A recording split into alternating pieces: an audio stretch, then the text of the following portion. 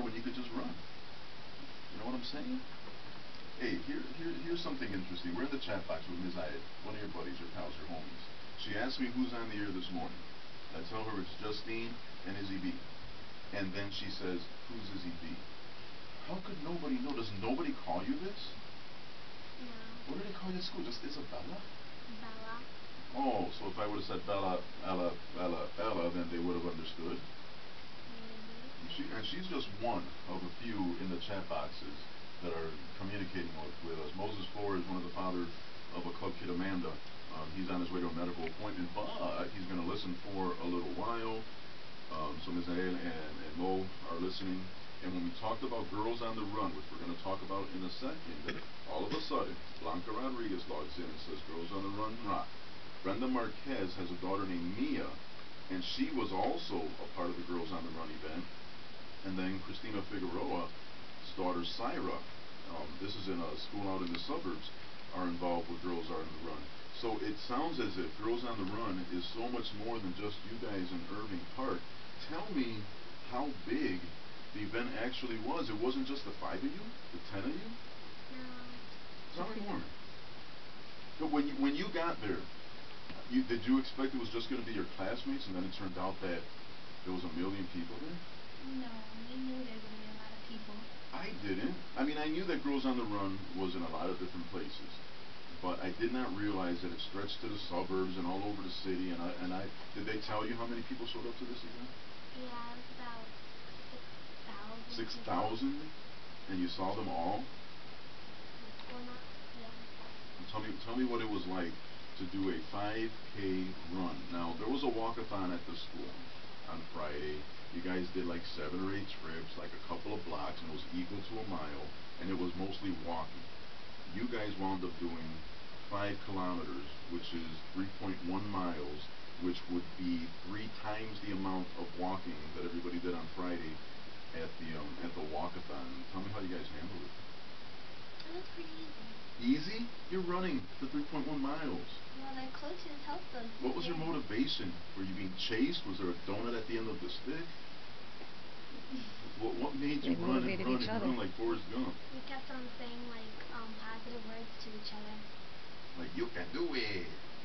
Yeah, kind of. And did you turn to each other and clap and stuff?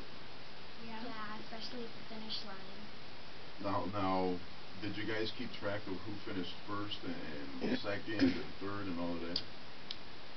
No. Out of your group, who finished first? Well, we heard of like Calista. Calista finished first?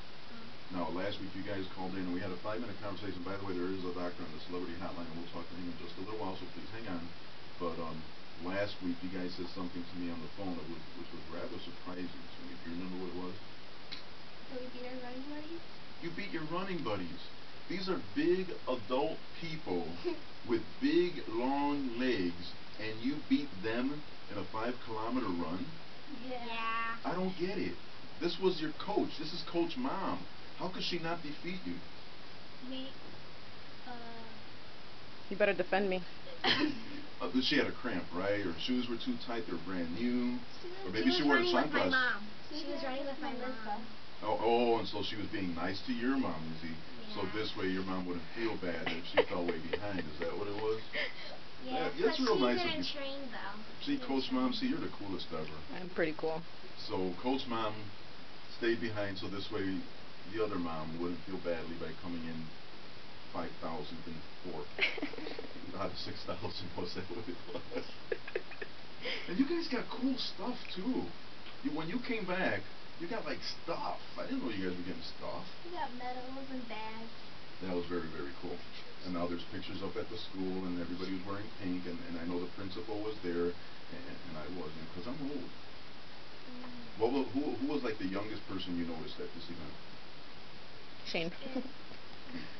Who was it? Dad? Shane. And how young was the youngest? Were like people running with baby carriages and stuff? Yeah. Well, it is Girls on the Run. Apparently it's a national program. It's a program that's all over the place, not just in Irving Park. And you guys did a lot of stuff during the school in terms of learning about self-respect and healthy living, and you did some fun activities too. If you walked into the school, you'd see pictures of you guys lying on the playground with little chalk drawings. Would you do this again? Yes. What's your next physical challenge, you think? We're running Or all what would you summer. like to conquer next? Mount Rushmore? No. 10 miles? 5 miles? Running backwards? Wait.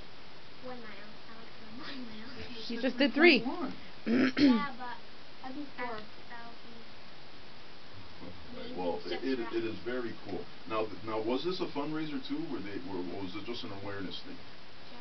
Just girl power, right? And but there were boys that were there too, correct? There were no men. No. There No were men men. supported you There were guys? men present. That's horrible. They should have just said, "Today I'm a girl on the run," and then they should have just ran There a were little men bit. running with I us. saw some boys running. Oh, okay. So there, you had your partners. 1018 Club Kids Radio. We're going to go to the celebrity hotline in a smidge. You guys will be able to go through J14, maybe pick out some famous people reports. In the meanwhile, here's your buddy, the cover boy, as he appeared on Saturday Night Live. It's Justin with the hair, everybody, on 1450.